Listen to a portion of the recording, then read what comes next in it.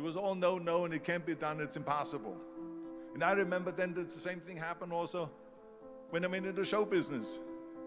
Can you imagine? I was now a bodybuilder. I weighed 250 pounds. I was Mr. Olympia 6 times. I was Mr. Universe 5 times, and Mr. World and Mr. International. I won 13 World Bodybuilding Championships altogether. And now I said to the agent, the Hollywood agent, I want to get into movies. He said, that's funny, Arnold. I asked a studio executive, I say, I want to get into movies. I want to be a leading man. He started laughing. So they all say it's impossible. I said, why is it impossible? He says, because look at how big you are. You weigh 250 pounds.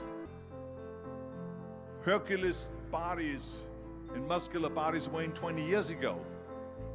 20 years ago they did Magista and they did all these Samson movies and Hercules movies and stuff like that, but not anymore. Arnold, this is the 70s. Do you know the sex symbols today? It's Al Pacino. He weighs 150 pounds. It's Dustin Hoffman.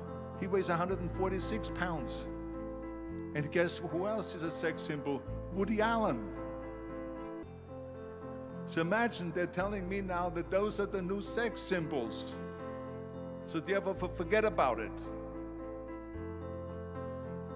And then they told me, is this, and your accent, even if you reduce all your body weight and everything and have a normal body, your accent. I said, your accent, I mean, it will go give people goosebumps. With the German accent, it will get people the creeps. They will get scared. He says, no one in Hollywood ever has become a leading man that had an accent. Doesn't happen.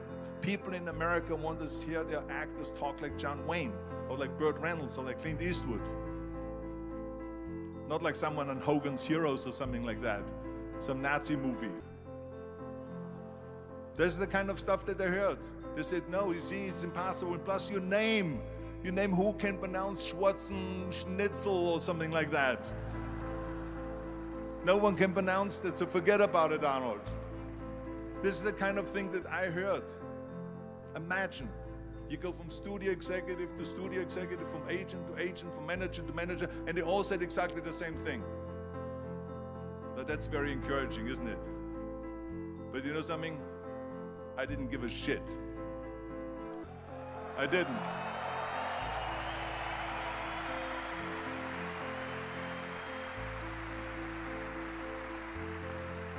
Because I believed that I can be a leading man.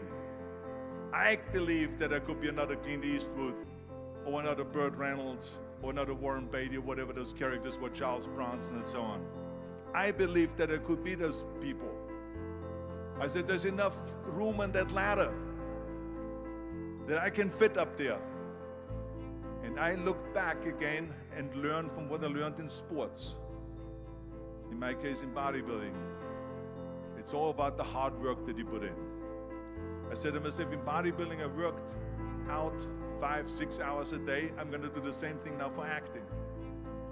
And of course, I went to college to study English. I studied voice, accent removal, acting classes, and all of this stuff, all day long. I worked and I worked and I worked. And within a short period of time, I made one movie called Hercules in New York, which of course went right into the toilet.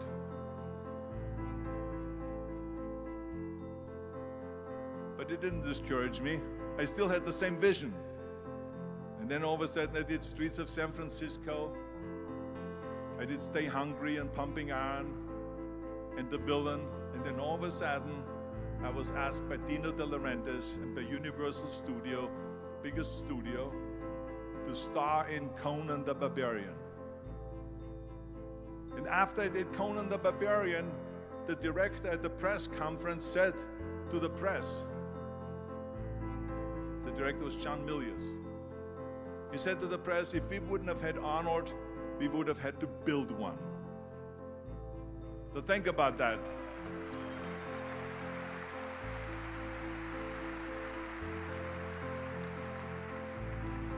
The very body that they said can never be sold because the time is wrong. A few years later, I'm doing Conan the Barbarian, and it was the #1 hit at the box office when it came out in the summer of '82. Think about that. And the director says, if we wouldn't have had his body, we would have had to build one. So all of a sudden, my body became an asset, not a liability. And the same thing was with Terminator. After we were finished filming Terminator, Jim Cameron said to the press, if Arnold wouldn't have had that accent and talked like a machine, I think the movie wouldn't have worked. So think about that. The body and the accent that they attacked was an asset.